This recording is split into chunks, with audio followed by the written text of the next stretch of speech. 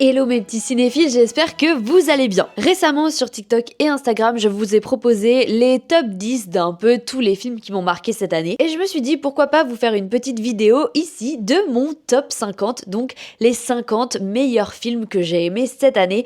Il faut savoir que j'en ai vu 136 au cinéma, en tout j'en ai vu 300. J'ai pas incorporé ceux que j'ai vus en festival, il y a uniquement ceux que j'ai vus au cinéma. Donc celui qui vient cracher parce qu'il y a ni Partir à jour, ni Dossier 137, ni des films en gros présentés dans des festivals, c'est tout simplement parce que je les ai vus là-bas et je viens de vous le dire, ce sera pas dans le top. Je précise aussi que je fais cette vidéo en ayant complètement la crève, c'est pour vous dire à quel point je vous aime. Alors c'est parti, voyons ce qu'il y a dans ce top 50 et surtout n'hésitez pas à commenter vous aussi vos films préférés ou ceux qui vous ont marqué cette année, on est là aussi pour vous écouter, c'est parti. On commence avec la 50e position et dans ce premier bloc, on ira jusqu'au film numéro 40. Le 50e film, il s'appelle Des preuves d'amour. Il est sorti il y a pas très longtemps, c'est un film français, ça raconte le quotidien de deux femmes qui vont avoir un enfant. Ça fait très peu de temps que la loi pour le mariage pour tous vient d'être adoptée et on voit un peu le parcours du combattant de ces deux femmes. Après, c'est aussi un film sur la parentalité en général. C'est très beau, je vous le conseille. De toute façon, globalement, je vais vous conseiller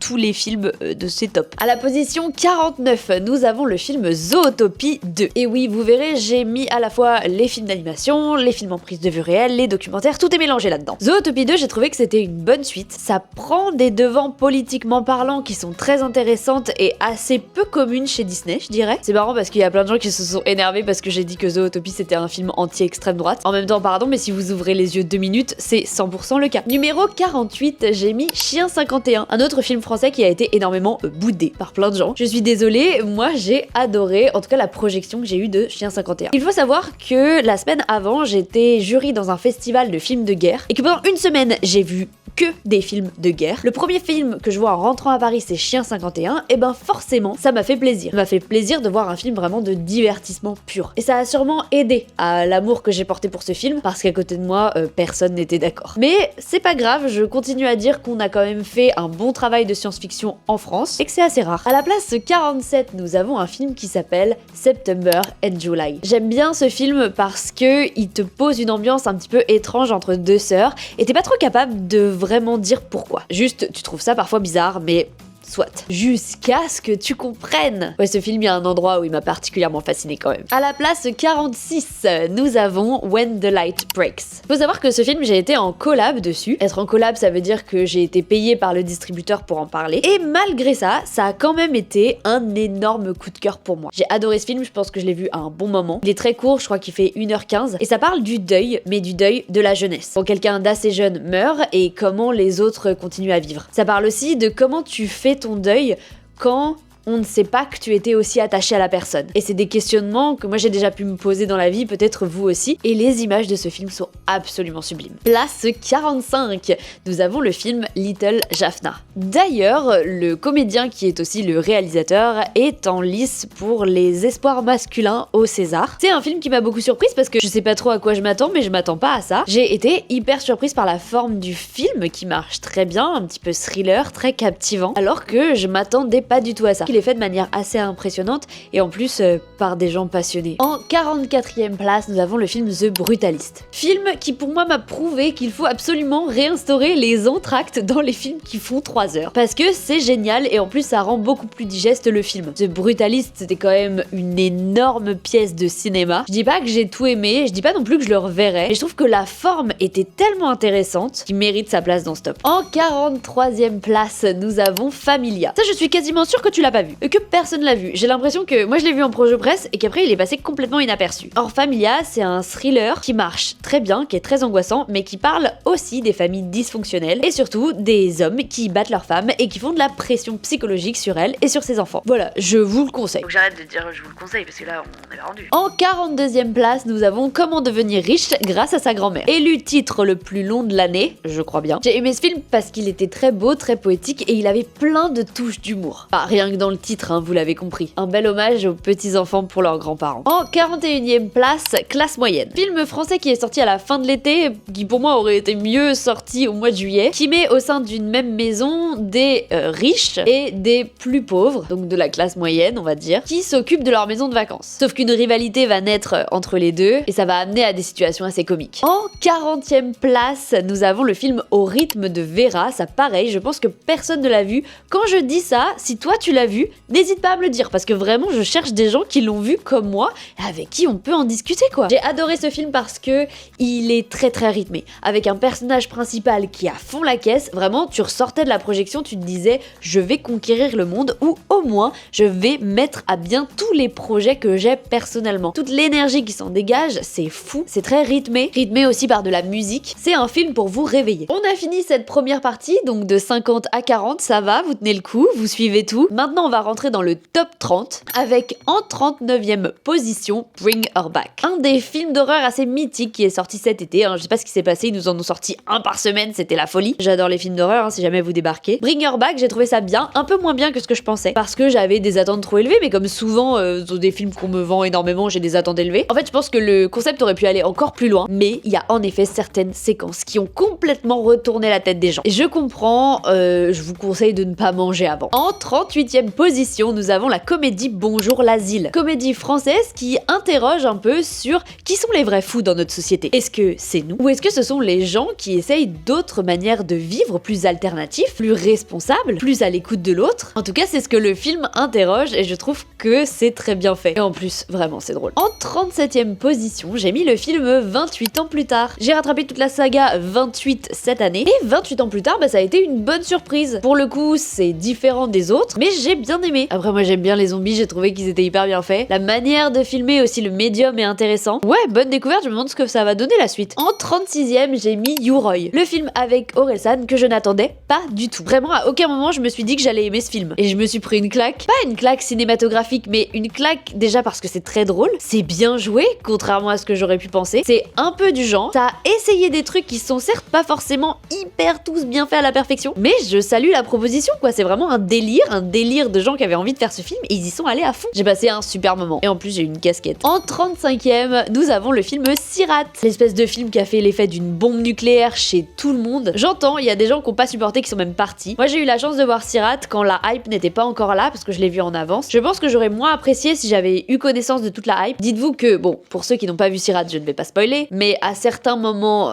importants du film, ou du moins choquants, j'ai vraiment été surprise. J'étais vraiment dans le malus au cinéma. Et pour avoir réussi à me faire sentir ça, eh ben, bravo au film. En 34e, j'ai mis Le journal de Bridget Jones. Et oui, vraiment, il y a de tout et n'importe quoi hein, dans cette liste. Ici, on est pas radin, on va voir tous les genres et tous les styles. Sachez que ce film, je l'ai vu dans une salle au Grand Rex au mois de février, où ils avaient transformé les sièges en canapé-lit. Incroyable. J'ai failli m'endormir. Mais je ne l'ai pas fait. J'ai suivi tout le film et j'ai trouvé ça drôle, ça m'a diverti. Quand les films correspondent à ce à quoi on les vend, bah pour moi, c'est gagné. En 33e, j'ai mis Amélie et la métaphysique des tubes. Un film d'animation absolument magnifique, où on est du point de vue d'une petite fille qui grandit au Japon. C'est tiré du livre d'Amélie Nothomb, où je crois qu'elle s'inspire un petit peu de son enfance. C'est très poétique, on sent un peu le sous-texte post-seconde guerre mondiale aussi, et colonialisme, et tout du point de vue d'une petite fille avec une animation magnifique. En 32e, j'ai mis Elio, le Pixar qui est sorti cette année, qui a été boudé par tout le monde. C'est quoi ces entrées catastrophiques pour un Disney, on est où là? Mais que moi j'ai trouvé hyper mignon. En fait, juste l'idée que ce petit garçon, il est un rêve, c'est de se faire enlever par des extraterrestres. Bah écoutez, vas-y.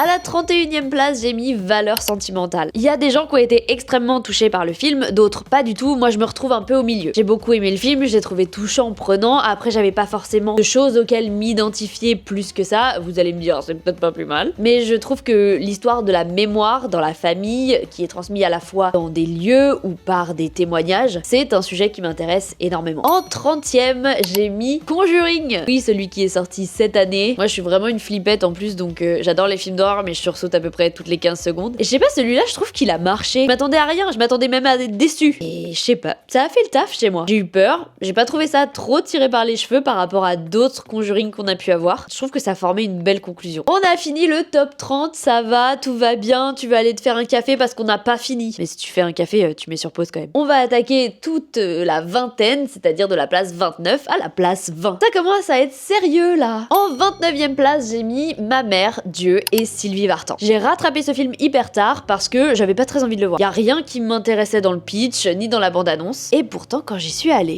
je l'ai trouvé hyper bien. J'ai trouvé que c'était très good vibe, que l'histoire, elle fonctionnait. En plus, c'était tiré d'une histoire vraie, ça je l'ai capté à la fin. J'étais oh waouh, c'est fou. Le rajeunissement et le vieillissement des personnages aussi fonctionnent bien. Il y a juste en effet un truc que tout le monde a remarqué et évidemment c'est vrai et on va revenir là-dessus parce qu'on est là pour ça. Il y a un passage qui est fait un petit peu dans une IA très bizarre, le rajeunissement de Sylvie Vartan, qui ne marche pas du tout. Là, je sais pas à quel moment ça a été validé, mais c'est le seul truc pour moi du film avec les effets spéciaux qui ne marchent pas. À la place 28, j'ai mis L'avenue de l'avenir. Alors, oui, c'est un film de fucking Nepo Baby. Il y a que ça dans le film. Je sais, on va essayer de passer outre. Parce que moi, j'ai quand même passé un hyper bon moment devant le film. Cédric Clapiche, en général, j'aime son cinéma, donc j'ai aimé L'avenue de l'avenir. J'aime pas tous les comédiens parce qu'il y en a qui sincèrement m'insupportent. Mais dans l'ensemble, j'ai passé un bon moment, je me suis sentie prise par l'histoire. Et pourtant, ce genre d'histoire où tu reviens en arrière, où tu fais un petit peu des recherches dans la famille, souvent ça peut être très redondant, voire très mal fait. Et là, c'est pas le cas. En 27ème, j'ai mis Thunderbolt. Et oui, un Marvel dans cette liste. Si vous me connaissez, vous savez que normalement, je suis pas hyper fan des Marvel, ou du moins, je ne connais pas hyper bien cet univers en réalité. Thunderbolt, ça m'a complètement réconcilié avec. Je me suis dit que maintenant, j'avais envie de tous les voir et de vraiment m'y intéresser, parce que ça m'a plu et que j'ai trouvé le traitement des personnages super intéressant. En 26ème, j'ai mis le film d'animation Mémoire d'un escargot. Oh là là, c'était la chialade de ce film encore. C'est fou à quel point un personnage fait en stop motion et en pâte à modeler peut être aussi fort, peut nous transmettre autant sa détresse, parce que c'est ça Mémoire d'un escargot, c'est vraiment un film sur la détresse à la fois psychologique, à la fois physique. Enfin vraiment,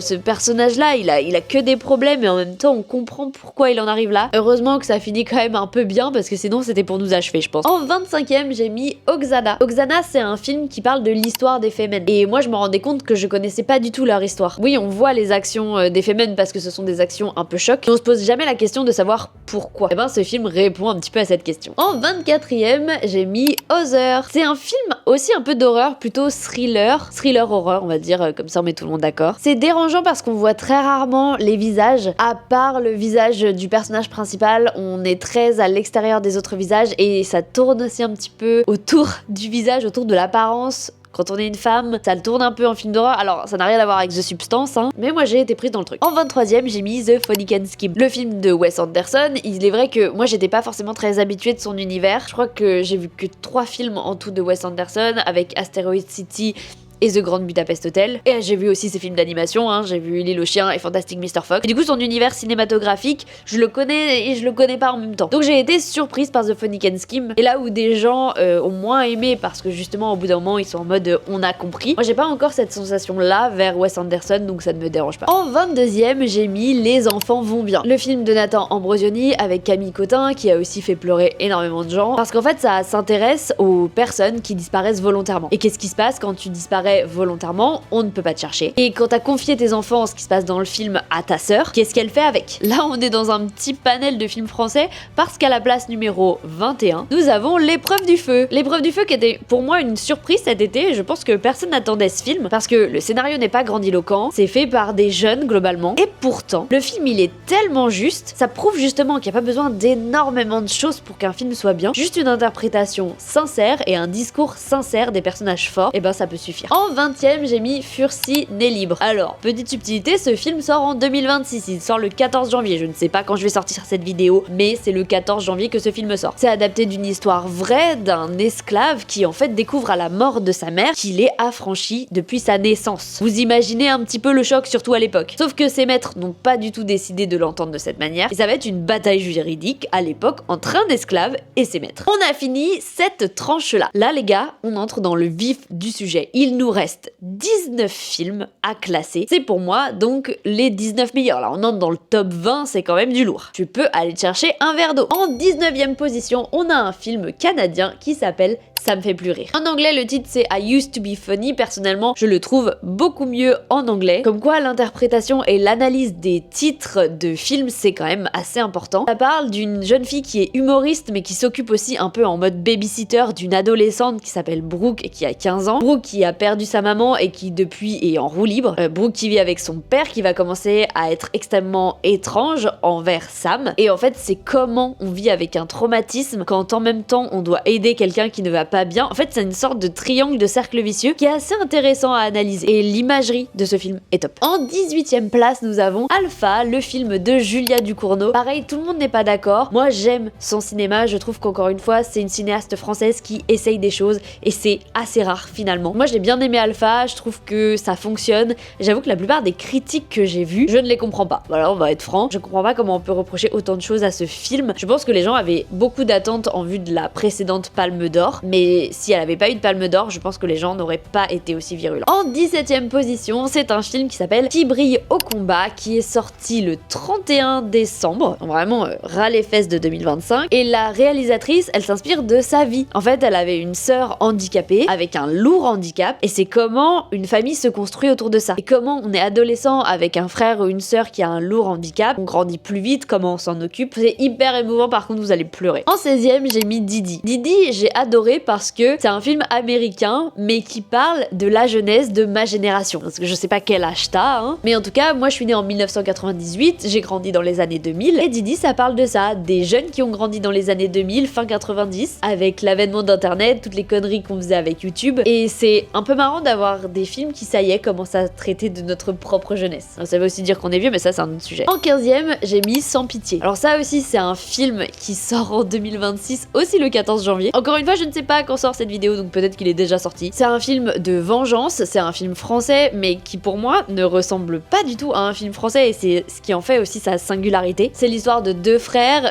quand ils sont jeunes, le plus jeune, il va lui arriver quelque chose, on ne sait pas ce que c'est, et des années plus tard, il va revenir dans sa famille, dans le camp un peu fête foraine dans lequel il vivait enfant. Il revient à cause du décès de sa mère, et il a un peu qu'une seule obsession en tête, c'est se venger. En 14e, j'ai mis L'amour au présent. C'est un film que j'ai vu en début d'année en 2025 et il est toujours resté très haut dans le classement parce qu'il m'a touché. Le fait de parler de l'amour jeune, mais aussi de la perte jeune, de comment on essaie de construire sa vie quand on sait qu'on n'a plus beaucoup de temps, ou même quand on sait qu'on a du temps d'ailleurs. Toute cette interrogation sur combien de temps il nous reste pour profiter des autres, bah ouais, ça m'a fait chialer. En 13e, je crois que c'est le seul documentaire de cette liste, ça s'appelle À 2000 mètres d'Andreevka. J'ai été complètement bouleversée par ce documentaire parce que dites-vous qu'on est sur le front ukrainien en ce moment, hein, pendant la guerre en Ukraine, et que une grande partie du film est filmée grâce à des GoPro intégrés au casque des soldats. Et ce qui est hyper fort, c'est que en fait, on en voit qui décèdent. On voit vraiment des gens mourir pendant le documentaire et c'est vrai. Et moi, ça m'a tellement pris au trip d'avoir filmé ça et de voir ça. Il y a aussi plein de moments où on est en entretien entre guillemets avec certains soldats et à la fin, une fois que ça fait 10 minutes que t'écoutes le mec parler de toutes ses convictions, de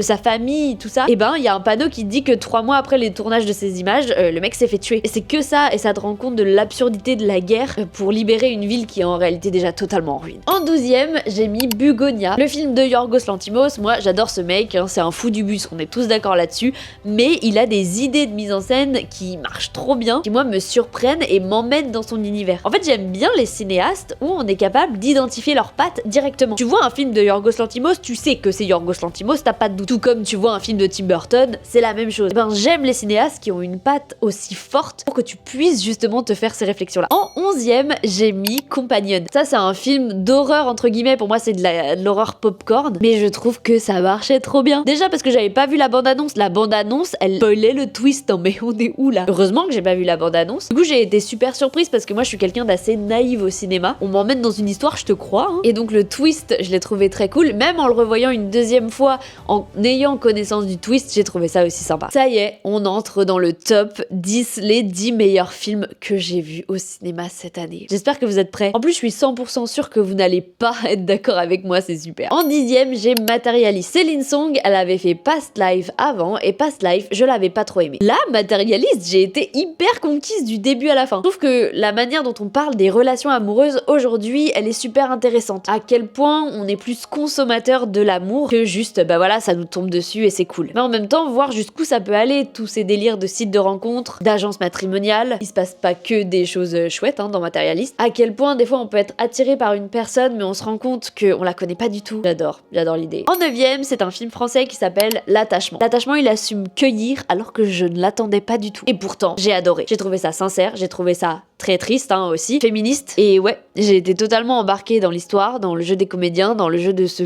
petit enfant là qui est juste dingue. Et voilà, c'est encore un film triste, je suis désolée. En 8ème, j'ai Lire Lolita à Téhéran. J'ai vu beaucoup de films sur l'Iran et ça me permet de plus en plus de comprendre son histoire. Dans Lire Lolita à Téhéran, on voit le changement qui s'est passé entre le moment où les femmes étaient plus ou moins libres avec des gros guillemets et du jour au lendemain comment elles ont dû porter le voile. Et je trouve que j'avais rarement vu au cinéma ce switch. Vraiment, on passe d'un jour où c'est ok de te balader comme je suis là au lendemain où ça l'est plus et où on t'arrête et où il n'y a pas trop de transition au milieu. Pour moi, ça fait partie des films forts et des films importants à voir pour se renseigner sur le monde. En 7ème, j'ai mis Your Monster. Alors, c'est l'un des seuls films de cette liste qui en réalité n'est pas sorti au cinéma, c'est juste moi j'ai pu le voir au cinéma, donc il rentre dans cette catégorie. Mais il est sorti sur la plateforme Shadows, qui est une plateforme en théorie de films d'horreur. Après, Your Monster, c'est pas vraiment un film d'horreur, mais ça mélange comédie musicale, oui, mais aussi histoire d'amour avec un monstre, hein, comme son nom l'indique. Et il faut savoir que c'est un petit peu inspiré de la vie de la réalisatrice, et ça, je trouve ça vraiment marrant. En 6ème, j'ai mis Wicked partie 2. Et oui,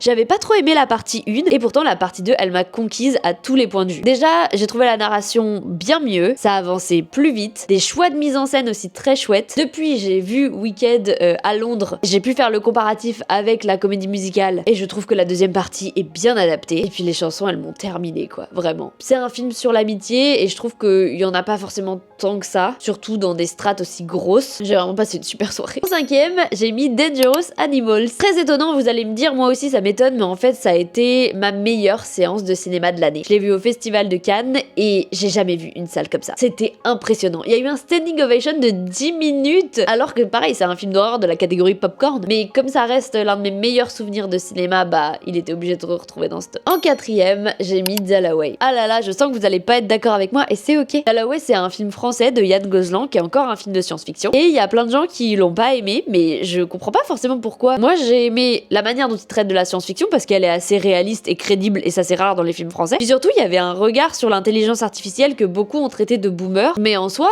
moi j'étais un petit peu d'accord avec la manière dont il traite vis-à-vis de l'art. Parce que moi, ça me touche directement étant donné que j'en fais de l'art. Ou même l'influence, tu vois, à quel moment on sera pas totalement remplacé par l'intelligence artificielle. Puis ça reste un thriller, je crois. Ouais, on dirait thriller. Donc ouais, moi le film, il m'a en tout cas vraiment happé du début à la fin. J'ai le livre d'ailleurs, faut que je le lise. Allez, le top 3, le podium. En 3ème, nous avons Mickey 17. Mickey 17, je me suis pris en pleine phase, j'étais vraiment au premier rang quand je l'ai vu. Encore de la science-fiction, je suis désolée, c'est le leitmotiv. J'ai aimé l'histoire, j'ai trouvé les personnages drôles. Je pense que plein de gens se sont attendus à un Parasite bis, pas vraiment mais vous m'avez compris. Or là c'est un film beaucoup plus américain et c'est pas grave. En fait on peut pas reprocher à un cinéaste de faire des choses différentes pour moi. Mickey 17 je le mets pas dans la même case que Parasite même si c'est la même personne qui l'a fait. Et c'est pas grave, ça reste un super divertissement en fait. J'ai lu le livre d'ailleurs et j'ai appris que le livre s'appelait Mickey 7, qu'en réalité il y en avait pas 17 des Mickey mais 7. En 2ème il y a le plus beau film d'animation que j'ai vu cette année et c'est Arco. Arco j'y suis allée un peu à reculons parce que je savais pas trop à quoi m'attendre et je me suis tellement pris une claque. C'était magnifique, c'était émouvant. Pour moi, c'était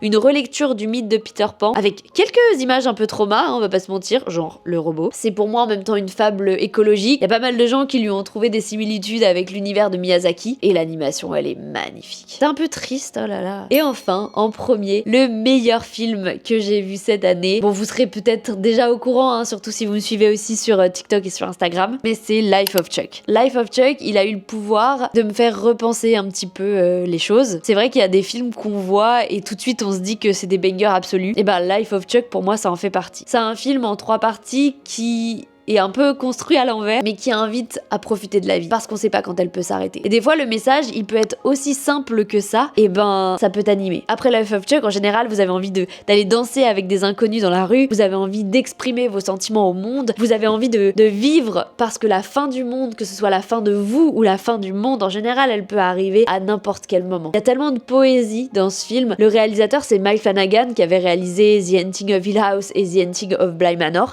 et d'autres films et séries, mais ça c'est les plus connus. Et ce que j'aime en fait dans ces séries d'horreur, c'est toute la poésie qu'il émet. Avec Life of Chuck, j'avais un peu peur parce que je savais d'emblée que c'était pas un film d'horreur, mais en fait il a gardé cette poésie et c'est ça qui me plaît autant chez lui, donc je suis vraiment contente d'avoir apprécié ce film et je vous invite très fortement à le découvrir. Et voilà, les 50 meilleurs films que j'ai vus cette année, j'espère que ce petit top vous aura plu. Encore une fois, n'hésitez pas à me dire les vôtres en commentaire, c'est trop sympa de pouvoir débattre avec vous. En attendant, je vous propose aussi de liker cette vidéo, de vous abonner. N'hésitez pas aussi à aller voir ce que je fais sur TikTok et sur Instagram si vous débarquez. Et moi je vous souhaite une bonne année 2026 à tous et on se revoit bientôt. Bye bye.